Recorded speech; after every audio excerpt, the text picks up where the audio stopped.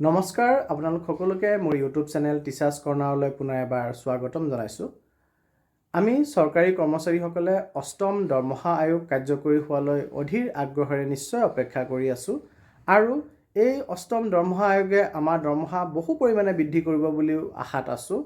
কিন্তু সঁচাকৈ ভবামতে আমাৰ দৰমহা বৃদ্ধি হ'বনে নাই, ফিটমেণ্ট ফেক্টৰ মতে দৰমহা কিমান বৃদ্ধি হ'ব পাৰে বা ফাইনেন্সিয়েল এক্সপাৰ্টে এই সম্পৰ্কে কি মতামত দাঙি ধৰিছে, সম্পূৰ্ণ কথা আজিৰ ভিডিঅ'টোত মই জনাবলৈ চেষ্টা কৰিম। ভিডিঅ'টি শেষলৈকে চাব, চাই ভাল পালে লাইক এণ্ড শ্বেয়াৰ কৰিব আৰু চেনেলটি যদি এতিয়াও ছাবস্ক্ৰাইব কৰা নাই কাইণ্ডলি ছাবস্ক্ৰাইব কৰিব।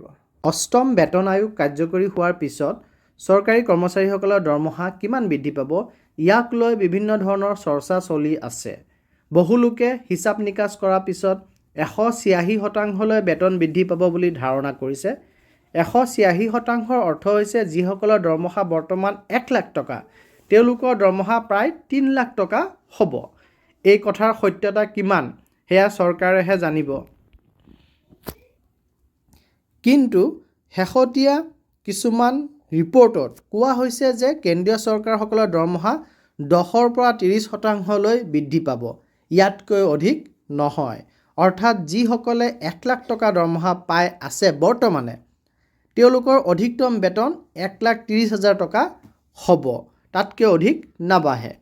উল্লেখযোগ্য যে চলিত মাহতে কেন্দ্ৰীয় চৰকাৰে অষ্টম বেতন আয়োগ গঠনৰ ঘোষণা কৰিছে। এই বছৰৰ শেষৰ ফালে চৰকাৰে নিজৰ ৰিপৰ্ট দাখিল কৰিব আৰু ইয়াৰ লগে লগে কেন্দ্ৰীয় চৰকাৰৰ কৰ্মচাৰীসকলৰ বেতন বৃদ্ধিক লৈ বিভিন্ন ধৰণৰ অনুমান কৰা হৈছে। নিউজৰ এক ৰিপৰ্ট অনুসৰি কৰ্মচাৰীসকলৰ বেতন 10ৰ পৰা 30%লৈ বৃদ্ধি হ'ব পাৰে। ভাৰতৰ প্ৰাক্তন বিত্ত সচিব সুভাষ চন্দ্ৰ গাৰ্গে সংবাদ মাধ্যমৰ সৈতে সাক্ষাৎকাৰত কয়, NCJCM অৰ্থাৎ national council of joint consultative মিছনেৰীয়ে বিশদ দাবী কৰিব পাৰে। 2.86% ফিটমেণ্ট ফেক্টৰ ডাঙৰ দাবী, যিটো পোৱা অসম্ভৱ। তেওঁ এয়াও কয় যে ফিটমেণ্ট ফেক্টৰ নিৰ্ধাৰণ কৰাৰ বাবে বেতন আয়োগে 1 জানুৱাৰী 2026লৈ মূল বেতন আৰু ডিএক আধাৰ হিচাপে ল'ব। ফিটমেণ্ট ফেক্টৰ কি আৰু কেনেদৰে ফিটমেণ্ট ফেক্টৰ নিৰ্ধাৰণ হয়? ফিটমেণ্ট ফেক্টৰ এক গুণক যিটো বৰ্তমানৰ বেছিক দৰমহাৰ ওপৰত প্ৰয়োগ কৰি সংশোধিত দৰমহাৰ মেট্ৰিক্সৰ অধীনত নতুন দৰমহা গণনা কৰা হয়। বৰ্তমান ডিএ 53% আমি পাই আছোঁ। 1 জুলাই 2024লৈ আমি 53% ডিএ পাই আছোঁ। 1 জানুৱাৰী 2026লৈ ডিএ গণনা কৰাৰ বাবে আৰু দুটা কিস্তিত গণনা কৰিব লাগিব, কাৰণ 1 জানুৱাৰী 2025 আৰু দ্বিতীয়টো 1 জুলাই 2025ত আৰু দুটা ডিএ চৰকাৰী কৰ্মচাৰীসকলে পাব। গাৰ্গৰ মতে যদি এই দুটা ডিএৰ বৃদ্ধি আমি 7% ধৰোঁ তেন্তে 1 জানুৱাৰী 2026লৈ কেন্দ্ৰীয় চৰকাৰৰ কৰ্মচাৰীসকলৰ বা চৰকাৰী কৰ্মচাৰীসকলৰ ডিএ 60% হ'বগৈ। বৰ্তমানৰ 53% আৰু দুটা কিস্তিত দুটা ডিএ পালে 7% ধৰি মুঠতে 60% ডিএ হ'ব। গাৰ্গে কয় 1.6 আৰম্ভণি ফেক্টৰৰ সৈতে পৰৱৰ্তী বৃদ্ধি নিশ্চিত কৰিব লাগিব। অৰ্থাৎ আমাৰ যিহেতু 100% আমি পাই আছোঁ আৰু 60% যোগ হ'ব, গতিকে 1.6 ফেক্টৰ 1.6 আৰম্ভণি ফেক্টৰ ধৰিব। সাধাৰণতে বেতন আয়োগে 15ৰ পৰা 30%লৈ বৃদ্ধিৰ পৰামৰ্শ দিয়ে। বিগত বেতন আয়োগে প্ৰায় 14ৰ পৰা 15% বৃদ্ধিৰ পৰামৰ্শ দিছিল। মোৰ অনুমানত হিচাপত 1.6 বেছ ফেক্টৰ ওপৰ কাৰ্যকৰী হ'বলগীয়া অতিৰিক্ত ফিটমেণ্ট ফেক্টৰ 10ৰ পৰা 30% ভিতৰত হ'ব। 1.6 বেছ ফেক্টৰৰ ওপৰত যি অতিৰিক্ত ফিটমেণ্ট দিব ফেক্টৰ দিব সেইটো 10ৰ পৰা 30% ভিতৰত হ'ব পাৰে বুলি গাৰ্গে জনায়। তেওঁ আৰু কয় যে আধাৰ ফেক্টৰ 1.6 বেছ ফেক্টৰটো 1.6 বা 160ৰ 20% লোৱা হয় তেতিয়া হ'ব 32, অৰ্থাৎ 3.2 ইয়াক 160ৰ সৈতে যোগ কৰিলে সংশোধিত ফিটমেণ্ট ফেক্টৰ হ'ব 192 বা 1.92। অৰ্থাৎ 160 আমাৰ বেছ ফেক্টৰ আছিলে, তাক 20% ধৰি আৰু অতিৰিক্ত দিব বুলি ধৰিলে 160ৰ 20 হৈছে 32, 32 যোগ কৰিলে 192 বা 1.92।